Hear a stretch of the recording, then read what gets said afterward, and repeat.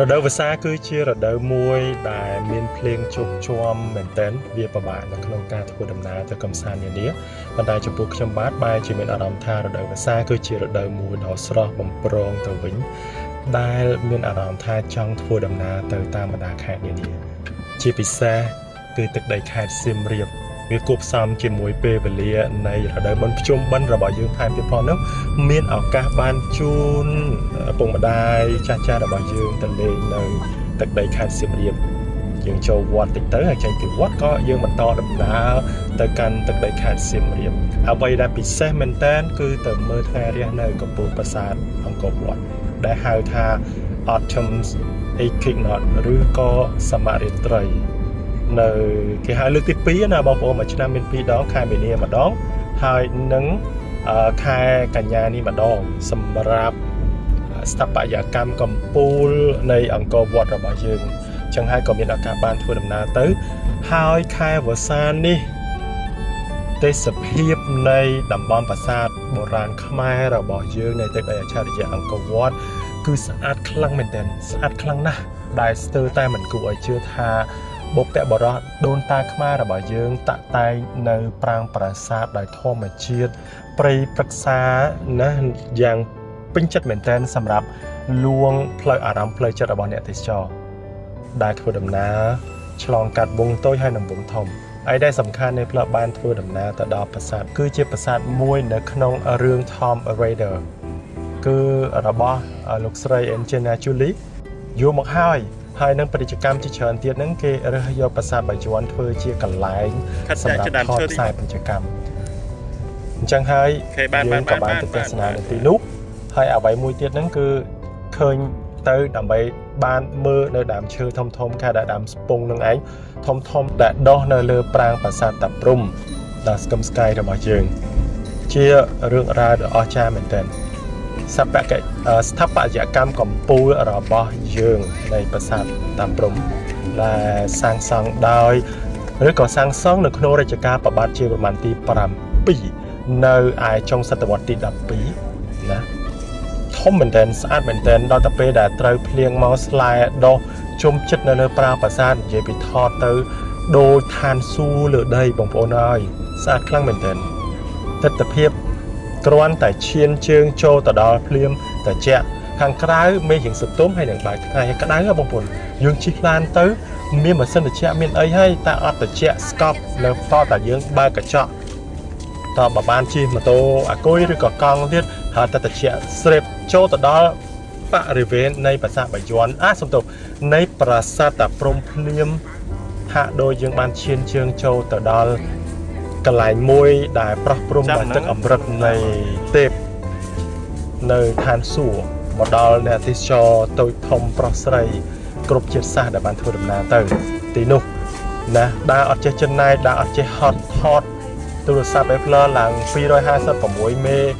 GB គឺពេញដោយសារតែស្ដាយនៅទិដ្ឋភាពទាំងអស់នោះអញ្ចឹងហើយបើមិនថតមិនចម្លែកបានចម្លែកគឺគួរតែថតផ្ដិតយកទិដ្ឋភាពទាំងអស់នោះដើម្បីមកបង្ហាញគ្រប់គ្នាឲ្យឃើញថាចង់ទៅដើរលេងឬក៏ដើរកម្សាន្តនៅតំបន់ប្រាសាទនានាគួរតែទៅខែវស្សាទោះបីមានភ្លៀងខ្លះក៏ដោយក៏ប៉ុន្តែអត់ក្តៅត្រជាក់ស្រួល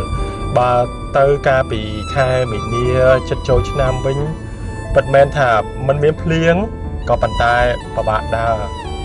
ដោយសារមេឃក្តៅខ្លាំងណាស់ដែលយើងអាចដើរទស្សនាប្រាសាទមួយបានដោយពេញចិត្តប៉ុន្តែនៅក្នុងរដូវវស្សានេះគឺគេហៅថា low season ក៏ប៉ុន្តែ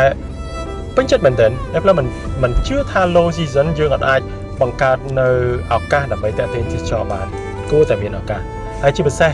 បានតែឃើញដើមឈើធំប្រាសាទក្បូរក្បាច់រចនារូបអប្សរានៅតាមជញ្ជាំងរូបទ្វារបារហើយនឹងក្បាច់រចនាចម្លាក់ផ្សេងទៀតដូចកន្លែងនេះអីជាដើមណាយើងអាចតាក់តែងឬក៏ថតផ្ដិតយកនៅប្លង់ស្អាតច្រើនមែនទែននៅក្នុងបរិវេណនៃប្រាសាទតាព្រំនឹងឯងជាពិសេសគឺរូប dinosaur មិនដឹងទេអីផ្លូវមិនដឹងថា dinosaur ប្រកាសអត់ទេ ព្រោះអត់មានអំណាចឬក៏សិលាចារឹកណាបញ្ជាក់ប្រាប់ថាជាសត្វ dinosaur ទេតែបរទេសគេស្ងប់ស្ងាត់មែនទែនចាយលើរាប់ពាន់ដុល្លារជាយន្តហោះមកដល់ប្រាសាទតាព្រំដើម្បីគ្រាន់តែមើលរូបចម្លាក់ទូចមួយដែលគេនឹកថាគឺជារូបចម្លាក់នៃ dinosaur មែនទែនតែបើតាមកម្រិតខ្ញុំបាននេះណាបងប្អូន Apple ជឿថាមិនមែនទេព្រោះបើតាមរូបភាពដែលឃើញផ្សេងទៀតនៃចំហៀងនៃសសរស្តម្ភហ្នឹងគឺយើងជឿថាអាចជារូបរមាសច្រើនជាងរូបរមាសហើយខាងក្រោយហ្នឹងអាចជាស្លឹកឈើឬក៏អីម្យ៉ាងអញ្ចឹងទៅតែក៏ជឿថាมันអាចជា dinosaur ទេ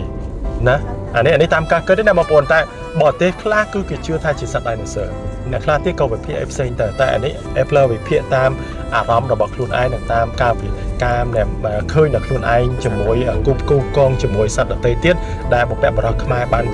ឆ្លាក់នៅខាងលើនិងខាងក្រោមទេអញ្ចឹងលោកអ្នកមានឯកសារយោងឬក៏គិតឬក៏តាក់តែឬក៏មានអំណាចយ៉ាងណាក៏សូមជួយប្រាប់បន្ថែមផងចេញពីតំបន់មួយទៅតំបន់មួយឋានហើយដោយឋានសួគ៌មែនតើពិតបងប្អូនប្រាសាទតាព្រំនេះគឺអច្ឆរិយៈកម្ពុជារបស់ពិភពលោកមែនតើมันគួរឲ្យជឿថាបុព្វបុរសខ្មែរអាចសាងប្រាសាទដ៏ធំស្កឹមស្កៃបែបនេះបានហើយតាក់តែងដោយធម្មជាតិដែលពិសេសហើយនឹងធ្វើឲ្យយើងលងស្នេហ៍ដល់ចិត្តមនុស្សទេ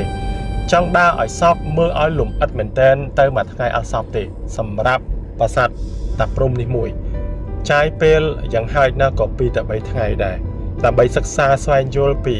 រូបចម្លាក់ក្បាច់ក្បូររឿងរ៉ាវនានានៃប្រាសាទទាំងអស់ហ្នឹងApple មានទម្លាប់មួយគឺចូលចិត្តស្រាវជ្រាវឬក៏មើលកន្លែងណាដែលគេអត់ចង់មើលទៅឃើញកន្លែងណាដែលគេអត់ចង់ឃើញទៅពណ៌កន្លែងណាដែលគេអត់ចង់ពណ៌ហើយនឹងលំអិតនៃក្បាច់ក្បូររចនានិងការចម្លាក់មួយរបស់បុព្វបុរសខ្មែរហើយអង្គុយវិភាគដល់ខ្លួនឯង